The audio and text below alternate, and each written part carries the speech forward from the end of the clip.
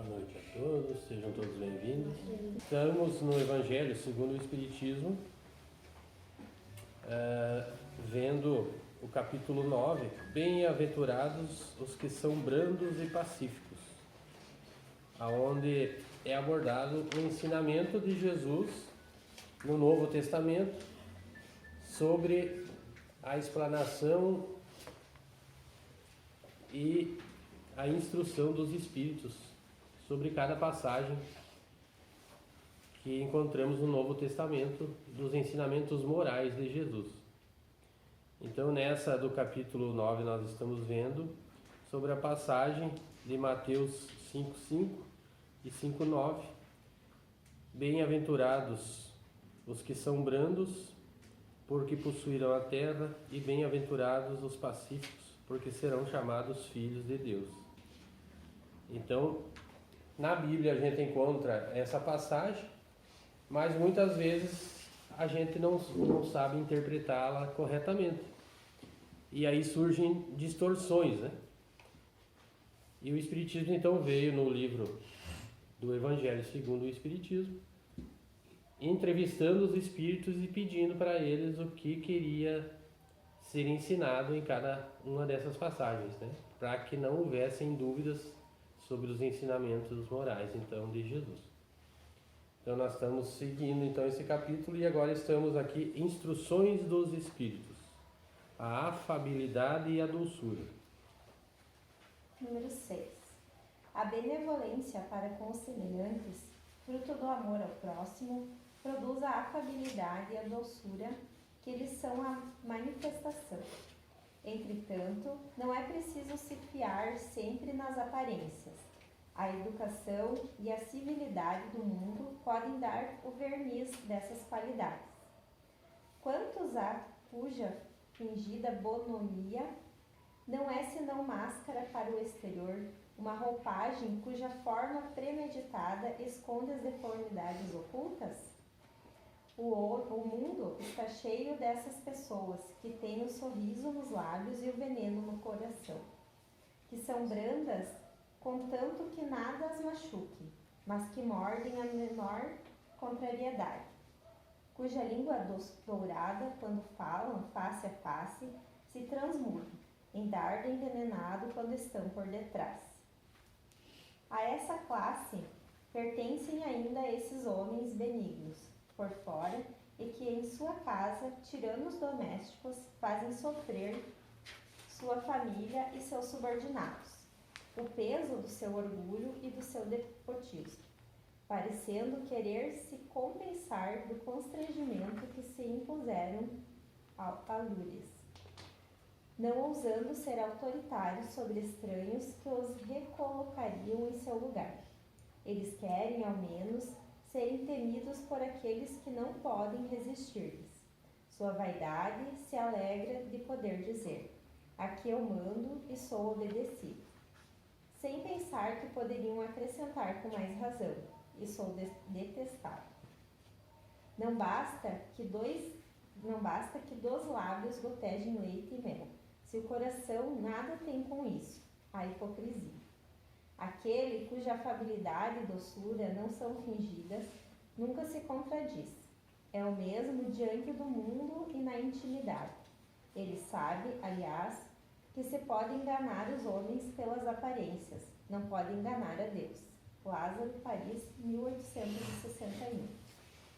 Então, a espiritualidade diz que devemos buscar sermos autênticos, né? Se somos, frente a algumas pessoas, aparentamos ser de uma forma e somos de outra, nós estamos sendo hipócritas e enganando aqueles pelos quais nós estamos conversando, né? Brandamente e calmamente, mas que por detrás, com os familiares ou com as pessoas mais próximas, muitas vezes nós não somos daquela forma. Então, dessa forma não adianta, né? Nós estamos nos enganando e enganando as pessoas de que nós somos brandos e pacíficos. Quando fala assim brandos e pacíficos, é aquele que é em todos os momentos, tanto com as pessoas que ele conhece e que estão no seu convívio familiar de trabalho ou da sociedade, quanto aquelas que ele nunca viu. Não adianta vendermos uma forma de que somos de uma forma e na verdade somos de outra. Claro, a gente sabe que ninguém é perfeito. Volta e meia, a gente, por mais que tente, a gente sai às vezes no desequilíbrio, né? Dependendo do dia. Mas como nós já estudamos também, essa perfeição a gente vai adquirindo aos poucos no decorrer das vidas, das reencarnações. Ninguém vem numa única vida e sai perfeito, né? A gente vem buscando essa melhoria. Aqueles que se comprazem e que fazem por gostar e por querer serem assim, pessoas falsas que aparentam ser uma coisa e são outras, essas ainda estão mais distantes do aprendizado e da conquista da sua melhoria, né? Aqueles que sabem que tem que melhorar, mas que ainda não conseguem o tempo todo, estes já estão na busca, mesmo que volta e meia tropece. Mas o fato de reconhecer que falhou e que pode tentar de novo e que vai ter novas chances de continuar tentando, já é um progresso. Muito mais do que aqueles que ainda não estão nesse trajeto, né? Que ainda se comprazem e gostam de serem pessoas falsas, pessoas que aparentam uma coisa e são outras, né? Mas aqueles que já conquistaram isso, que são pessoas brandas e pacíficas, pessoas bondosas em todos os momentos, esses já alcançaram então o objetivo. Esses é o que levam realmente o mérito, porque isso já está dentro deles. Eles não precisam mais se esforçar para ser assim. E a gente já deu outros exemplos, né?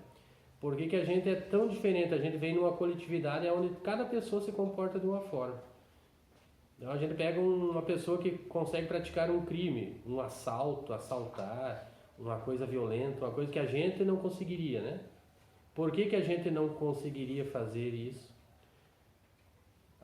Roubar, furtar, fazer algo, tomar algo que não é nosso, enganar as outras pessoas, porque a gente já conquistou isso. Mas lá atrás, em outras reencarnações, nós não podemos dizer que não fizemos o mesmo. Por isso, aquela passagem, né? Que jogue a primeira pedra quem nunca errou. E isso é falar no geral, de todas as encarnações. Então, se hoje nós questionamos as pessoas que conseguem cometer o mal, nós devemos também, antes disso, saber que nós também já fomos assim um dia, né? Porque ninguém nasceu perfeito, nós nascemos simples e ignorantes e viemos conquistando isso. Então, se hoje nós já somos um pouquinho melhores, de não se achar possível de cometer um erro desses, né? De cometer um ato violento, um ato de um assalto, um roubo, um furto, se apropriar de algo que não é nosso, nós já conquistamos isso e hoje nós não seríamos capazes de fazer isso, né? Mas as pessoas que ainda fazem, tendo aquela oportunidade, mas que sabem que isso é errado e estão tentando se controlar, já estão também no progresso. Mas aqueles que ainda fazem sem nenhum peso na consciência, deliberadamente, e que fazem sempre que der oportunidade e não sentem nenhum remorso por isso, esses ainda estão mais longe. Mas um dia as consequências de seus atos, pela lei da ação e reação, vai levar eles a colher daquilo que estão plantando. E essa colheita vai mexer através da dor e vai fazer com que eles também comecem a analisar e enxergar as coisas de outro ângulo e comecem então a trilhar a busca da melhoria, as consequências de seus atos. Então, quando Jesus falava em brandos e pacíficos, ele fala naqueles que devem ser brandos e pacíficos em todos os momentos. Se nós ainda não conseguimos, nós devemos pelo menos estar buscando isso, né? Procurando encontrar isso. Agora, se nós ainda nos divertirmos em não ser assim, daí ainda nós estamos mais longe dessa busca, né?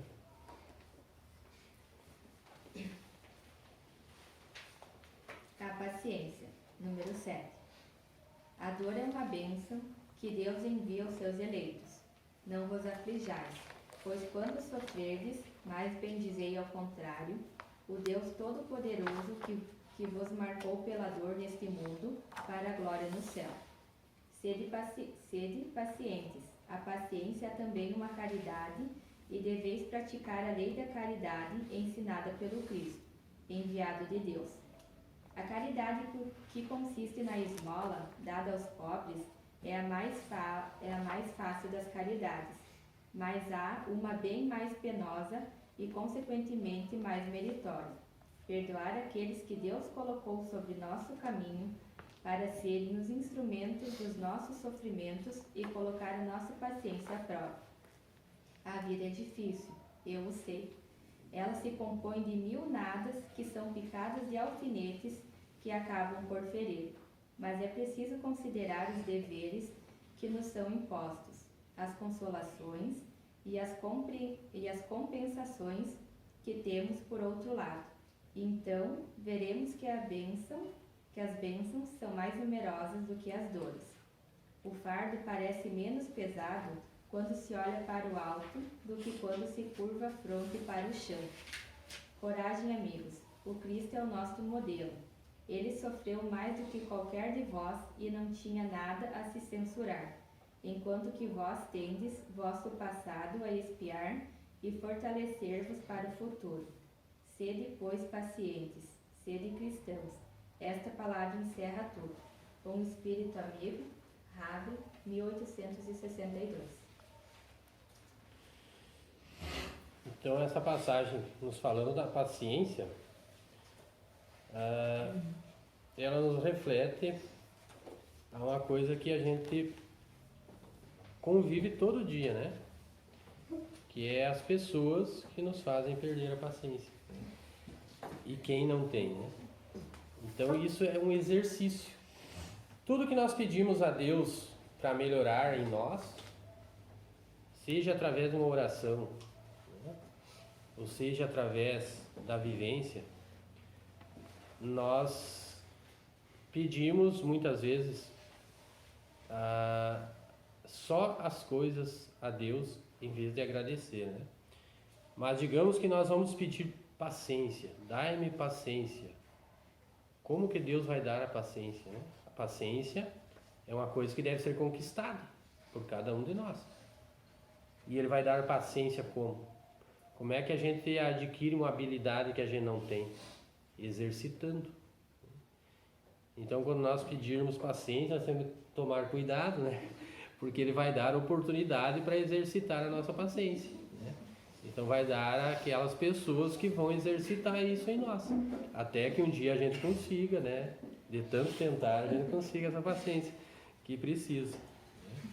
Outra coisa que fala nesse capítulo é sobre nós nos concentrarmos nas coisas positivas que nós temos na vida e não fazer o contrário, como muitas pessoas fazem, é se concentrar nas coisas negativas e no que falta. Então nós devemos aprender a olhar sempre aquilo que nós já temos de conquista, de coisas boas em nossas vidas, né? E é como diz aqui, se nós começarmos a prestar atenção nisso, nós vamos ver que esses momentos de dificuldades, eles são bem menores do que os momentos felizes que nós passamos na vida, né? É que nós nos concentramos erradamente e damos uma atenção muito maior para os momentos difíceis, né? Então, cada vez que nós nos concentramos nesses momentos negativos, a vida vai ficando um tormento cada vez maior. Quando nós aprendemos a nos concentrar mais nas coisas boas e positivas que temos em nossa vida, nós aprendemos a ser gratos. E quando somos gratos, nós automaticamente atraímos coisas melhores para a nossa vida. Porque a gente sabe que tudo é energia. Deus é energia, né? Deus é energia do amor, energia positiva. E tudo que nós atrairmos de positivo é essa energia através da gratidão. Então essas energias são atrações que nós trazemos para a nossa vida. Quando nós nos concentramos nas coisas boas que temos e somos gratos, automaticamente, cada vez que você analisar uma coisa em tua vida, você é grata por aquilo, automaticamente você já está gerando uma energia positiva para a tua vida, né? E se você fizer o contrário, você vai estar gerando energias negativas, se concentrando no que falta, nas coisas negativas, no que é ruim, e vai esquecendo as coisas boas que você tem, né? Então, a gente deve aprender a se concentrar nas coisas boas para sermos gratos. E essa gratidão vai atrair automaticamente aquilo que ainda nós almejamos de melhor. Isso se torna uma coisa automática, né? E nós aprendemos a ver a vida com mais leveza, em vez de ver a vida como um fardo, se concentrando só nas coisas negativas, né? E como diz aqui, a gente vai começando a ver que a gente tem muito mais motivos para agradecer do que para reclamar. Então, a gente sabe, já estudamos também as 3 coisas que a gente pode ter nessa vida para sermos felizes, né? Que é a consciência tranquila, o básico para a nossa vivência e a fé no futuro. A consciência tranquila é fazermos as coisas dentro do que Jesus nos ensinou, né? Fazer o bem. Sempre quando formos fazer alguma coisa, pensarmos, vamos estar prejudicando alguém com esse ato? Seja ele qual for. Vamos estar fazendo uma coisa positiva ou negativa para alguém? Ou para nós mesmos? O básico, todos nós temos, né? Eu acho que nenhum que está aqui dentro dessa sala não tem o básico de sua vida, né? Que seja um teto para morar, comida para se alimentar, roupas para vestir, um trabalho, a possibilidade de ser útil de alguma forma na sociedade. Todos nós temos isso. Isso é o básico. Tudo que nós temos além disso é supérfluo, e nós já temos além disso. Nós já temos mais do que precisamos. Então só aí nós já temos muitos motivos para sermos gratos, né? E não se concentrar nas dificuldades, que as dificuldades é aquilo que nos está ensinando, que nos está trazendo lições, nos tornando mais fortes. Então, é isso que nós devemos nos concentrar. E no livro A Vida Escreve, de Chico Xavier, pelo espírito Hilário Silva, nós temos uma passagem aqui que se chama O Mais Difícil. E diz assim: Jesus estava refletindo diante das águas calmas. Ele afastara-se da multidão minutos antes, onde ouvira insinuações, sarcasmo e onde havia visto choros e aflições. Os discípulos, ao verem Jesus pensativo e reflexivo, acharam que era um momento bom para irem fazer algumas perguntas. Se aproximaram de Jesus e passaram a questioná-lo. Tadeu perguntou: qual a virtude mais preciosa? Jesus respondeu: a humildade. Tiago perguntou: e qual o talento mais nobre? E Jesus respondeu: o trabalho. Tadeu então perguntou: qual é para nós o mais alto dever? E Jesus respondeu: amar a todos sem distinção. Tadeu disse então: mas isso é quase impossível. Vejo homens maus por toda a parte. A maldade é atributo de todos. Bartolomeu disse também: vejo homens bons sofrendo calúnias por toda parte. Tiago disse: não encontro mãos dispostas a auxiliar. João então perguntou: Senhor, qual é a aquisição mais difícil? Jesus respondeu sorrindo: a resposta está aqui diante de vossas lamentações. É ajudar em silêncio, amar sem criticar, dar sem pedir, entender sem reclamar. E a aquisição mais difícil para todos vós chama-se paciência. Então é através da paciência que a espiritualidade diz que é uma das virtudes mais difíceis de serem alcançadas, né? Porque a paciência, ela nos conduz automaticamente, quando adquirimos ela, a um controle sobre tudo, né? Nada mais nos atinge. Quando sabemos ter paciência, nós começamos a ver a vida de outro ângulo. E é uma coisa que nos engana, porque muitas vezes nós achamos que já adquirimos a paciência, né? Daí vem o teste mais forte. Daí a gente perde a paciência e vê que ainda não conseguiu. Mas é um exercício diário. Mas amar todos, isso não é quase impossível, é impossível. Eu vou ter que reencarnar 500 mil vezes e ainda não vou amar todos. É também um exercício, né? Então Mas não tem como.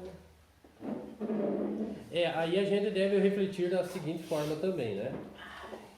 Quando fala assim, perdoar e amar a todos, amar é não desejar o mal também, assim, né? É no sentido de respeitar. Isso, Não é assim amar, assim como você ama uma pessoa da tua família, uma pessoa próxima a você, uma pessoa que você se dá bem. E daí tu amar uma pessoa que tenta te prejudicar, né? Da mesma forma, ou que te fez algo para um familiar, uma coisa, e você amar aquela, sentir aquele mesmo sentimento, isso é impossível, né? E a gente vai ver isso aqui, está aqui no Evangelho mais para frente. Então é uma coisa impossível você sentir isso, né? Então é uma lógica que não. Isso está, nós não devemos pegar as palavras exatamente daquela forma, um geral, né, que nós devemos pegar, porque eles querem dizer que amar é não desejar o mal, assim como perdoar é não retribuir o mal. Perdoar não quer dizer que você tenha que aceitar que a pessoa esteja te prejudicando, fazendo mal, e você vai lá e perdoa, perdoa. Uma que às vezes ela nem pediu perdão, né? Ela continua te fazendo mal e não está pedindo perdão. Mas se você não retribui esse mal da mesma forma, você já está em progresso, né? Até o dia que ela vai se conscientizar disso. Mas se você retribui esse mal da mesma forma, no mesmo nível, daí você está retroagindo a lei de Talião lá da época de Moisés, do olho por olho, dente por dente. E isso não vai te fazer melhor que ela, porque você está retribuindo o mal com o mal, né? Se você não retribui o mal com o mal, e você fica em silêncio e não retribui aquilo, Só tem vontade. Mesmo que tenha vontade, se você se controla, né, você já está em via de progresso. O problema é quando você tem vontade e vai lá e faz, né? Daí você já está atrasando. Então isso já é um progresso, né? Então a forma como nós pensamos, nós analisamos as coisas é que importa, né? Porque se nós formos pensar assim, amar é amar incondicionalmente todos da mesma forma, mesmo as pessoas que estão te prejudicando, você não vai conseguir, né? É impossível. Mas se você não está lá também tentando prejudicar ela, você já está em progresso, né? É não desejar o mal, ou não, pior, não fazer o mal em retribuição, né? Isso é amar e é perdoar. A gente sabe que a espiritualidade superior já consegue, né? Mas eles também sabem disso. A que nível nós estamos? Nós não estamos no nível ainda de desejar o bem para todos da mesma forma, até as pessoas que prejudicam os outros, que caluniam, que fazem. Mas se nós não retribuirmos da mesma forma, não caluniarmos também, não praticarmos a mesma coisa que eles estão nos fazendo, e nós conseguirmos nos controlar e deixar nas mãos de Deus, um dia eles vão cair, né, por seus erros, pelas suas falhas, nas consequências de seus atos. E eles vão começar a ser melhorados também. Então que não seja nós a fazer essa vingança, porque daí sim nós não estamos praticando o amor e nem o perdão, porque nós vamos estar retribuindo. E foi isso que Jesus veio ensinar, né? Ele veio trazer a lei do italiano lá, ensinado dentro, olho por olho, dentro por dentro, e dizer, não, o Deus é um Deus do perdão e do amor. Ele quer que nós perdoamos uns aos outros. E se nós não fizermos isso, não partir de alguém isso, o que vai acontecer? Vai se formando uma sequência de atos e nunca vai acabar. E esse elo de erros tem que ser cortado através de quem? De quem já está mais adiantado. Então, se você se acha melhor, mais adiantado do que alguém, é por você que tem que começar o perdão, né, e o amor. Pelo menos de não retribuir aquilo da mesma forma, né? Já é um progresso. Então, nós devemos estar pensando sempre nisso, né? Então, cada vez que você consegue se controlar, não retribuir o mal com o mal, você já está em vias de progresso. Mesmo que você sinta ainda a raiva e a vontade. É natural. Então, aí nós vamos retornar àquele capítulo, né, das pessoas que aparentam ser uma coisa e são outras. Porque muitas vezes elas querem passar um verniz, uma ideia de que elas são bondosas, daí de repente você se dá conta que elas xingando, brava, descontroladas, né? Mas como assim? Ela parecia tão calma. Você pode sentir raiva, você pode sentir, eu teria vontade de chegar lá e fazer tal coisa, mas não faça, porque aí você já está em progresso, se você sabe controlar, né? Mas aquelas pessoas que não se controlam e vão lá e fazem aquilo que tem vontade, essas ainda estão bem atrasadas. Mas quando você não sentir nem vontade de retribuir e deixa nas mãos de Deus, você adquiriu a paciência. Né? E essa paciência vai te fazer se elevar acima. Né? Você sabe que isso aí são irmãos que estão atrasados ainda no progresso moral. E se eles estão atrasados, então cabe a quem se acha mais adiantado o perdão e a paciência. Né? Nós não podemos exigir o perdão e a paciência de quem está mais atrasado. Se eles estão mais atrasados, cabe a nós, se nós nos acharmos mais adiantados, né? Mas não é uma desculpa também para não se achar e dizer eu não vou. Né? Então é uma busca constante.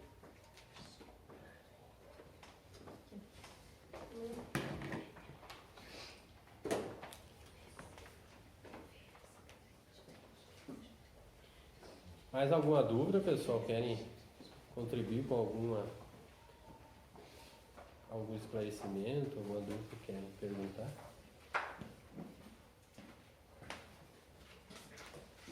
Todo mundo pensando, o que eu... Nós devemos saber que nós estamos aqui para aprender, né? Não somos perfeitos, né? Não adianta nós querermos exigir dos outros ou de nós mesmos uma perfeição tão grande, né? Nós estamos no caminho. O que interessa é que já estamos aqui buscando isso.